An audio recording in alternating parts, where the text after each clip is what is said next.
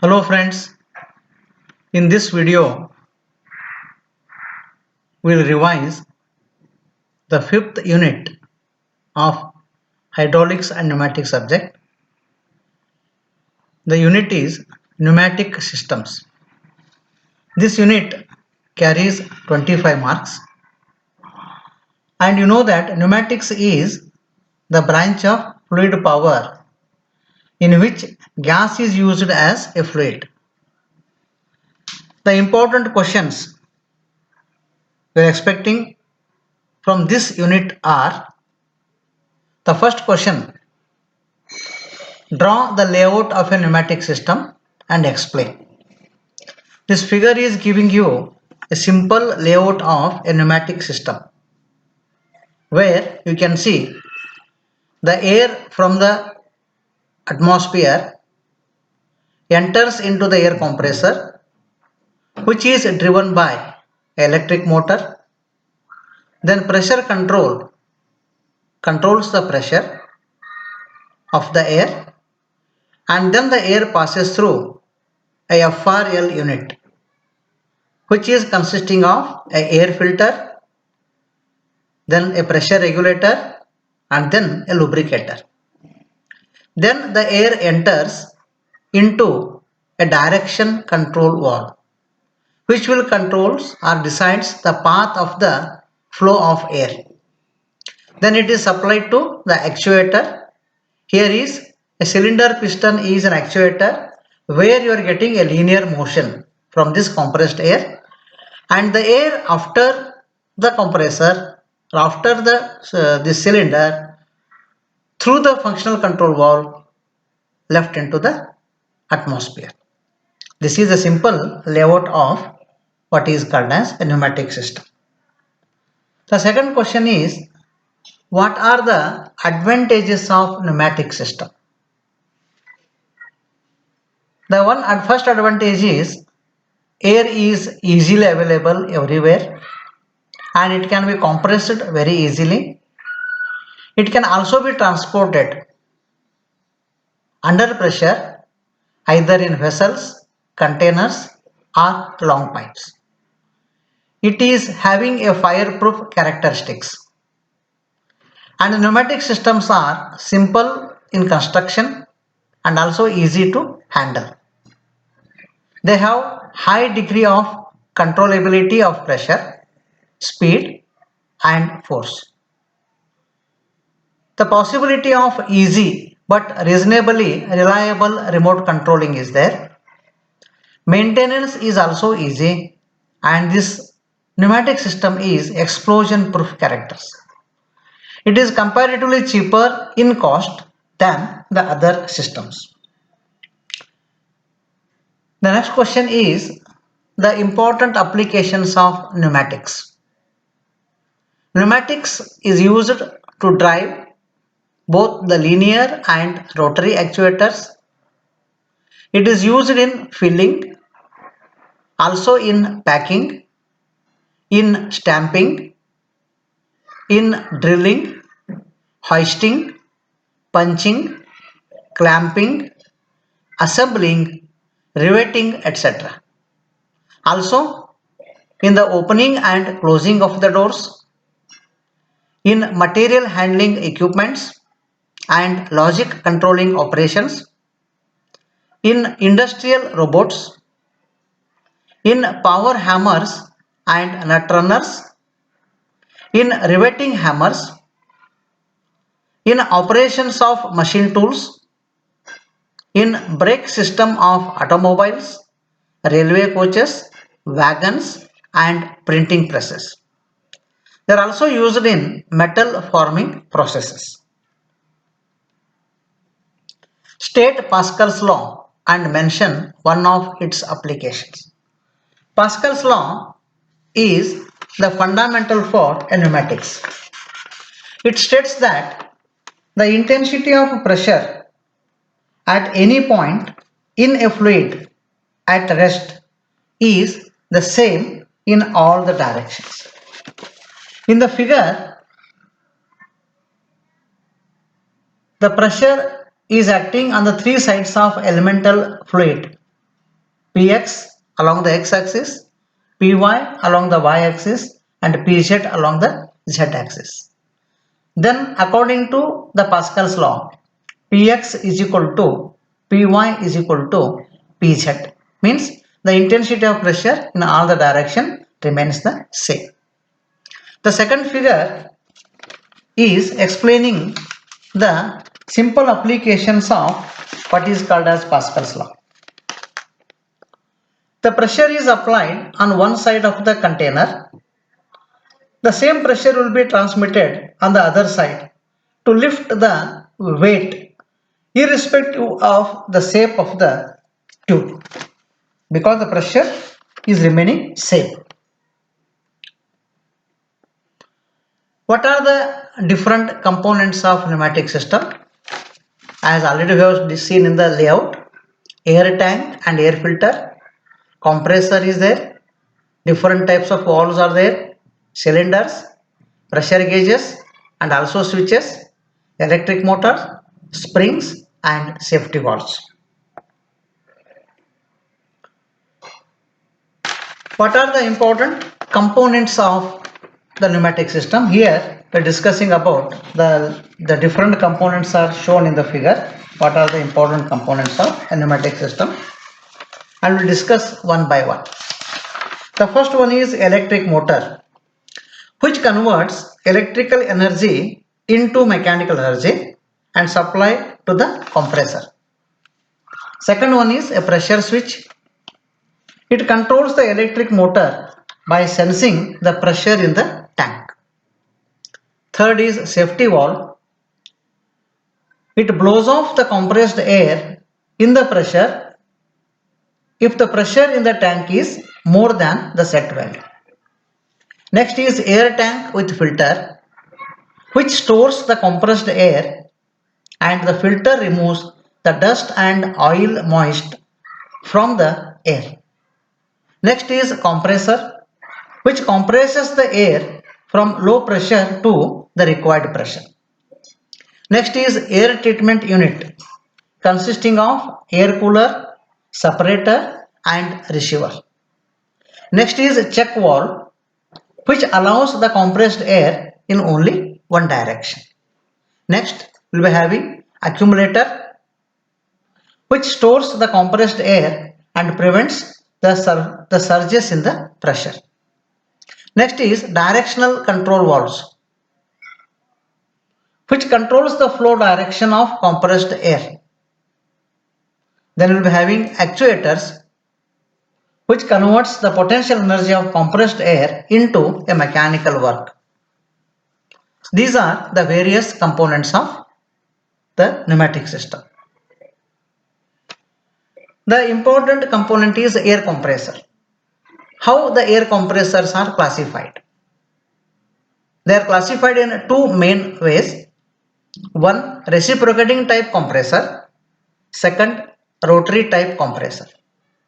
The reciprocating compressors are again classified as a piston type compressor, and second is a diaphragm type compressor. Whereas rotary compressors are classified as a vane type compressor and a screw type compressor. Explain with a neat diagram the piston air compressor and its working principle. The two figures shows the working of the piston type air compressor. Figure A is a suction stroke and figure B is a delivery stroke. When the piston moves downward during the suction stroke, the air is drawn into the cylinder through the inlet valve.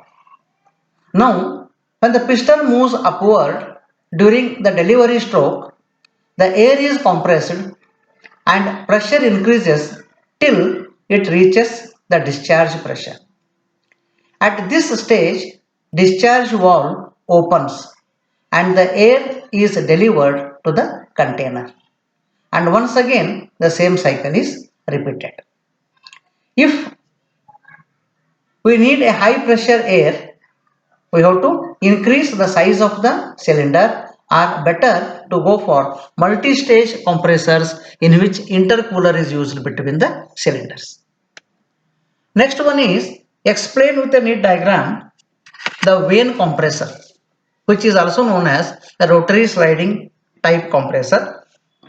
The figure is explaining about the vane compressor.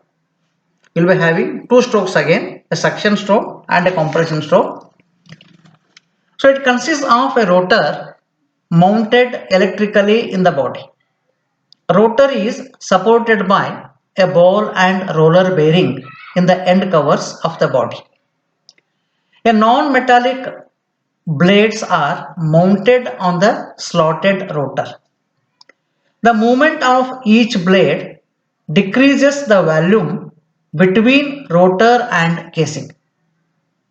The blade reaches the delivery end and discharges compressed air, which is slotted in storage tank. Next question is, what is FRL unit? Explain its function. The combined device, which consists of air filter, pressure regulator and lubricator, is known as FRL unit. The functions of FRL unit are: 1. To supply clean, pure and contamination free compressed air to the system. Second, to condense and remove the water vapor from air. Third, to maintain pressure stability in the air supply. Fourth, to provide the air with a lubricating film of oil to lubricate the system. The main three elements of FRL unit are, as already I told, one is air filter, second is pressure regulator and third is lubricator.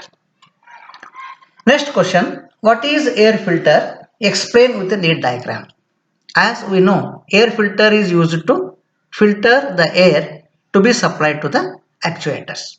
Figure is explaining about the air filter, and this air filter prevent the entrance of solid contaminants to the system. It also condenses and removes the water vapor from air, and it arrests any submicron particles from the air. Next question is the working of a regulator. Figure is explaining about the pressure regulator. It does two functions. It regulates the incoming pressure to the system and also measures the amount of air flow at a desired pressure. The figure is explaining about the structure of the pressure regulator. Third one is a lubricator. Explain the diagram and also the working of a lubricator. So figure is explaining about the different parts of lubricator. In pneumatic systems, the compressed air is first filtered and then regulated to the specific pressure and then made to pass through a lubricator, as shown in the figure. In lubricator, a mist of oil and air from the sole purpose of providing lubrication to the mating components of the valves. Also cylinders. To form the mist, a lubricator unit is used, as shown in the figure. When air passes through the lubricating oil, a mist is formed and which acts as a lubricant for the air when it is moving through the actuators. The next question, what are direction control valves and how they are symbolically represented? As we know, the direction control valves are used to direct the flow of the pressure fluid in the desired direction. The main functions of these valves are to start, to stop and to regulate the direction of airflow, and also helps in the distribution of air in the desired line. There are different types of direction control valves. They are called as 2 by 2, 3 by 2, 4 by 2, 5 by 2, 4 by 3, 5 by 3, etc. They can be actuated to assume different positions by various actuating medium, either through the electrical, mechanical, pneumatic or other modes of control. The directional control valves may have 2 or 3 or 4 or 5 ports, which are also known as openings, are also known as ways, and 2 or 3 working positions. The first one is normal position, also known as neutral position. Second is working position. It may be 2 or more. The different figures are here. The first figure gives the valve position, which is indicated by a square. Two positions of a DC valve means two squares. Then we'll be having 2 by 2, 3 by 2, etc. How they are represented? As I told you, a square represents a valve position, and the number of square is equal to the number of distinct positions of the valve can take up. In a square, the lines shows the flow and the arrows shows the direction. Cutoff of air flow are shown by short traverse lines inside the square. Connection to inlet and outlet ports are drawn only to a connecting positions in initial positions are neutral. The other positions are obtained by shifting the set of squares until the connections match the corresponding lines in the square. This is a symbolic representation of a directional control valves. The connections are denoted by the English capital letters, that is alphabets. The working lines connections are indicated by A, B, C, etc. The compressor line connection is indicated by R and S, and the pilot lines are indicated by Z, Y and X. Now the question is, explain the working of two-way. Two-way means 2 by 2 valves. How the figure shows the working of what is called as 2 by 2 valve. A 2 by 2 valve consists of 2 ports and 2 positions.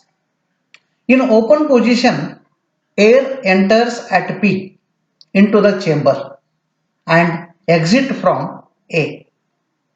This open and close of ports is obtained by the movement of the spool as shown in the figure B.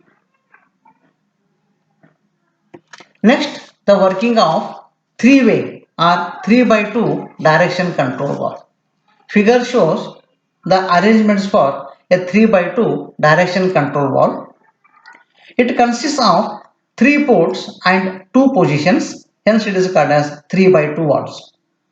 When the spool moves to one of the extreme positions, the pressurized air flows from port P to A, due to which the actuator moves.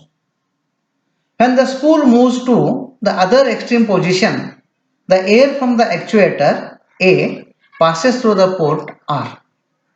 Thus, the valve connects and disconnects the air supply to the cylinder alternately. Next question, explain with the diagram the four-way direction control valve, or it is also called as 4 by 2 DCV. Figure A and B are representing the two different positions of this 4 by 2 valve. It consists of one pressure port, two actuator ports and one exhaust port.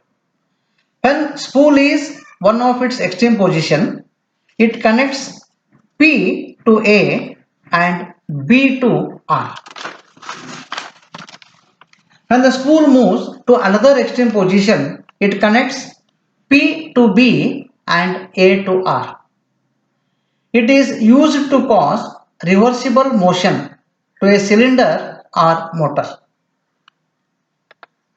Next question is, explain with the neat diagram 5-way direction control valve or 5 by 2 direction control valve.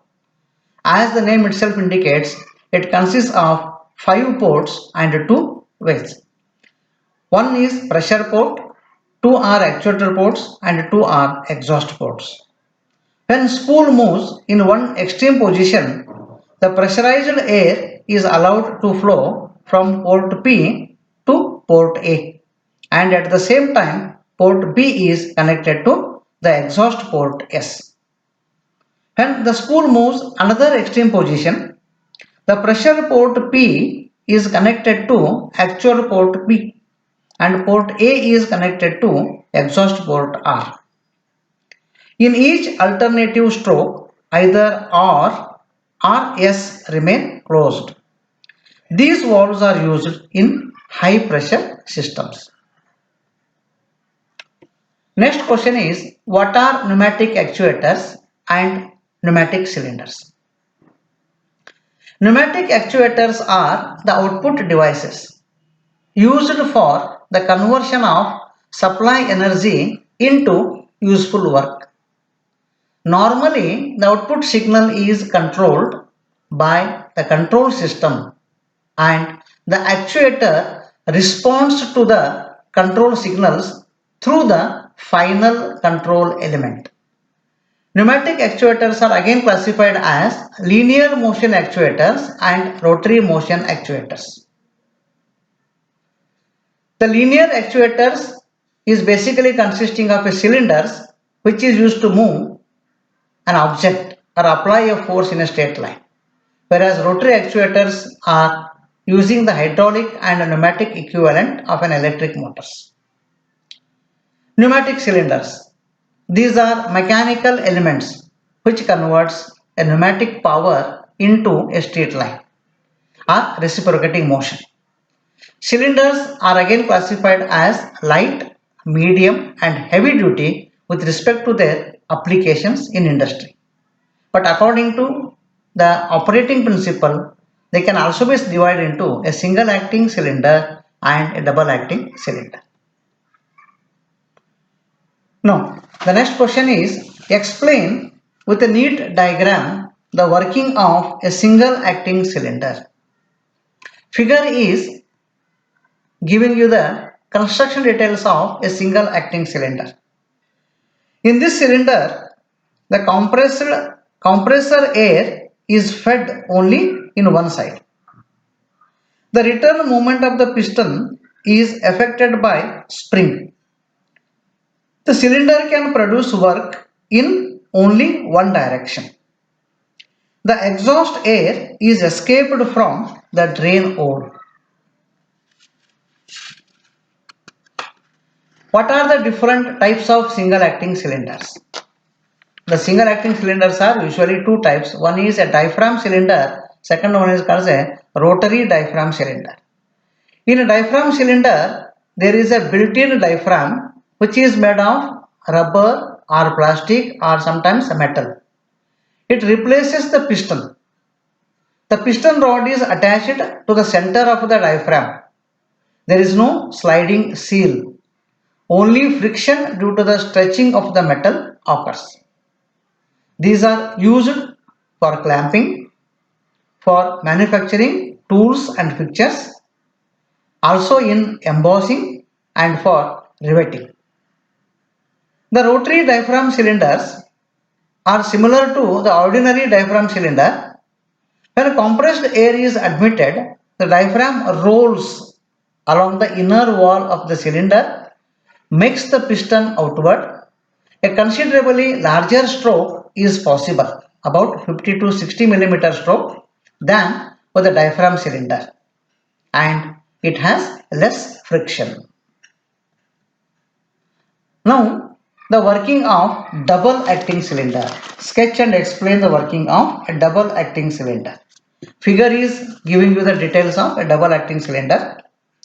In this cylinder, two ports are used for supply and exhaust of air.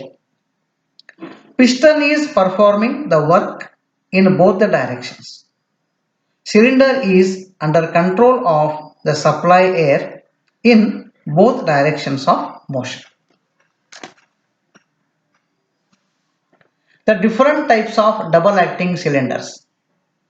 They are through rod cylinder, a cushion end cylinder, tandem cylinder, impact cylinder, cable cylinder, a rotary cylinder, sometimes also called as turn cylinder. The diagrams of all these types of cylinders are shown here. The first figure shows normal double acting cylinder. Second, double acting cylinder end position with cushioning. Third, piston rod at both the ends, through rod cylinder. Fourth is a turn cylinder. Fifth one is a tandem cylinder, and sixth one is a multi-position cylinder. These are the different figures itself explain about the name of the cylinders. Next is what are air motors and name the different types of air motors. Air motors are the pneumatic actuators. They transform pneumatic energy into mechanical rotary movement with the possibility of continuous motion.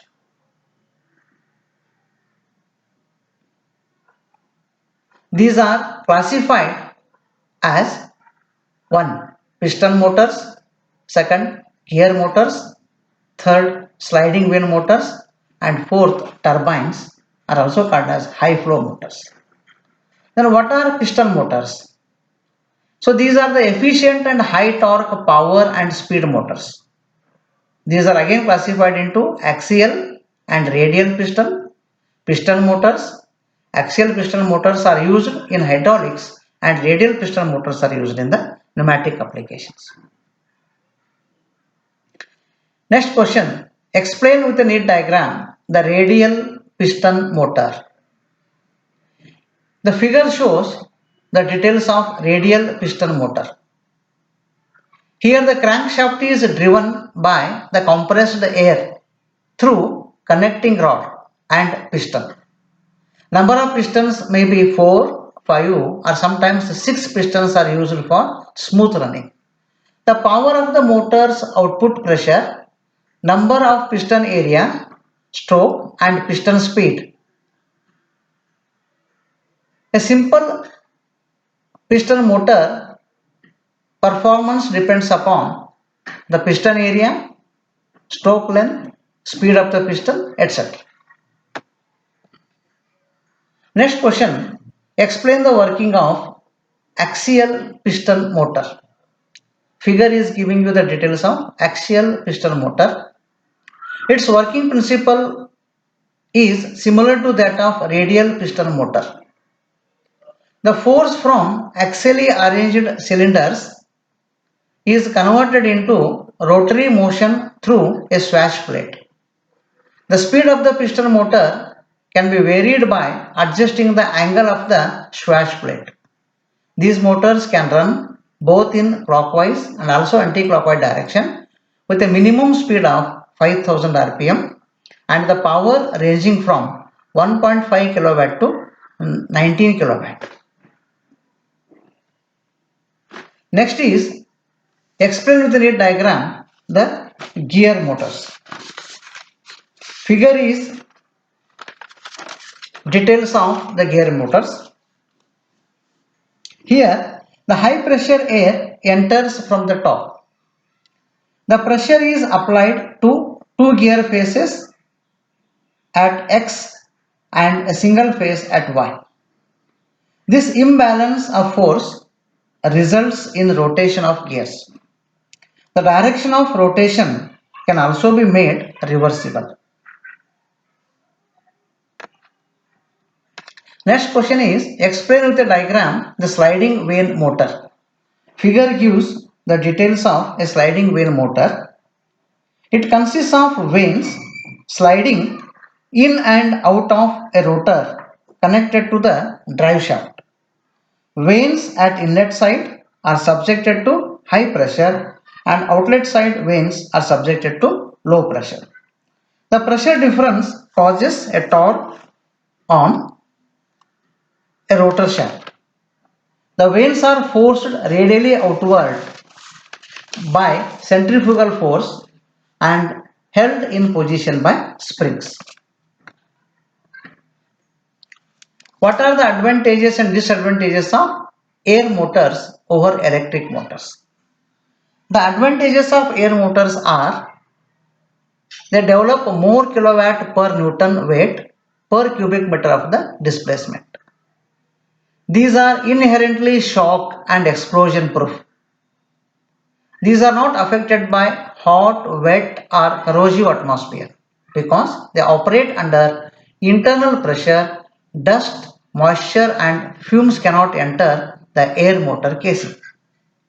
The air motors are not damaged by overloading, rapid reversals or continuous stalling. The speed of air motors can be varied over a wide range.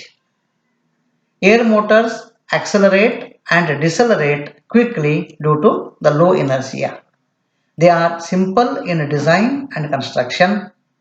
They are reliable and easy to maintain.